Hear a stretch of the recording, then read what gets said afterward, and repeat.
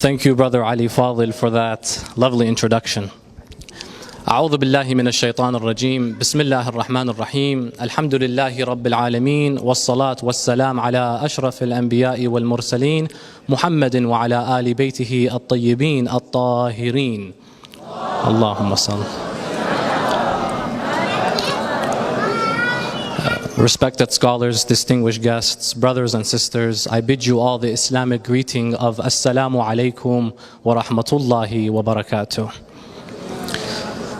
First and foremost, I'd like to congratulate you all on this auspicious occasion, the birth of the 8th Imam of Ahlul Bayt, the great grandson of the Holy Prophet Muhammad, and the greatest scholar, leader, and humanitarian of his time, Imam Ali Al-Ridha alayhi salam.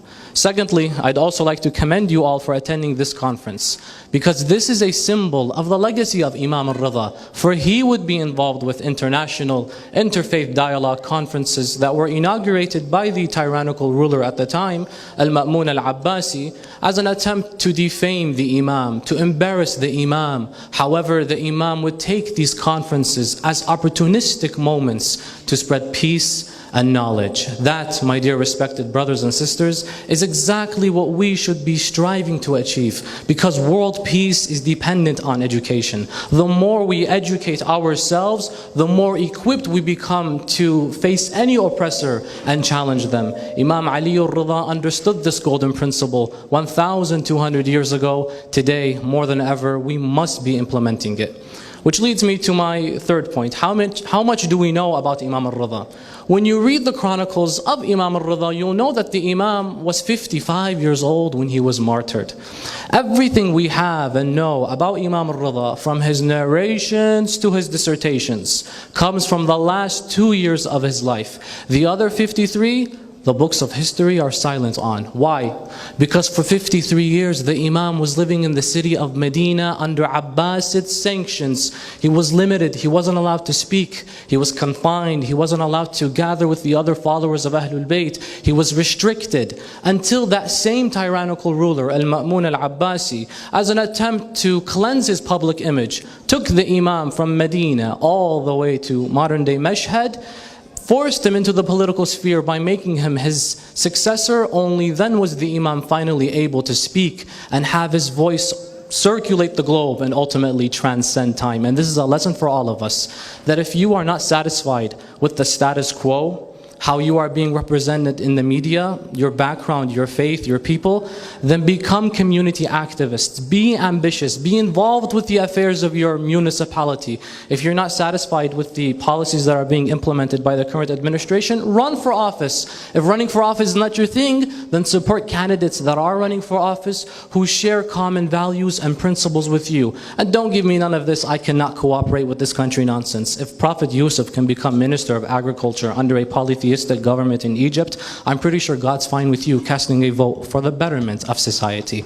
Moreover, our scholars, contemporary and classical, have reached a conclusion that a majority of our theology, aqa'id, comes from the life of Imam al-Ridha. How? How does a majority of an entire school's theology come from the last 2 years of an Imam's life? Remembering the international interfaith dialogue conferences that the Imam would be involved in which we mentioned in the beginning, you find the Imam would have civil discourse and dialogue with Christian priests, with Jewish rabbis, with Zoroastrian monks, even with those that didn't acknowledge the existence of God, atheists. And the Imam would present his views, the doctrines of the Quran, the philosophy of Allah subhanahu wa ta'ala, and his characteristics. These golden texts and dialogues are still with us today and have comprised a majority of our theology. One can only wonder what sanctum full of invaluable wisdom we would have today had the Imam in the other 53 years been given a chance to speak. This reflects how he is so greatly seen in the eyes of Allah subhanahu wa ta'ala and how much we are in debt to him. Which leads me to my fourth and final point, the significance of the ziyarah of Imam Ali al-Ridha.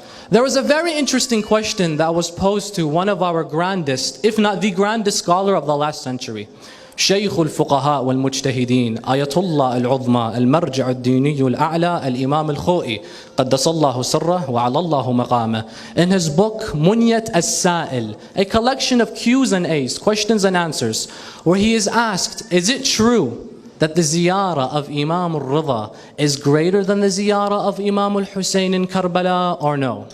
As-Sayyid al-Khoui's response, after I read it in his book, left me in a conundrum-like state, confused, almost disorientated. He said, as far as the ziyarah of Imam al-Ridha, then it is not greater than the ziyarah of Rasulullah, the Holy Prophet, sallallahu alayhi wa sallam, which is obvious. However, his ziyarah is greater than the other imams, including Imam al-Hussein.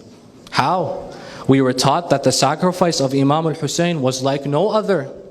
The revolution of Imam al-Hussein, yes, Rasulullah did say, كُلُّهُمْ نُورٌ وَاحِدٌ. They are all one light source. Ahlul Bayt are all one illumination. Yes, Imam al-Ridha did die a significant death. He was martyred on the way of Allah subhanahu wa ta'ala.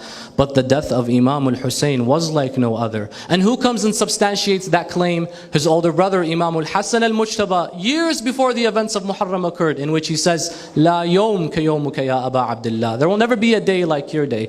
Islam was preserved through the revolution and sacrifice of Imam al-Hussein. Rahim Allah sahib al-qawl, kullu ma ladayna min Ashura. May Allah send His blessings upon the man that said, everything we have is from Ashura. On top of all this, we have a surplus of narrations from the Imams themselves that promote the ziyarah of Imam al-Hussein more than any other Imam. So then how is it that the ziyarah of Imam al-Ridha is considered greater than the ziyarah of Imam al-Hussein? The answer is found in the same exact ziyarah of Imam al-Ridha. How does the line go? مولاي أنت الذي لا يزورك إلا الخواص من الشيعة. My master, you are the one who visit you, only the exclusive from the followers of Ahlul Bayt. What does this incline? That all Muslims have reverence and will make the extra effort to visit Imam Ali in Najaf.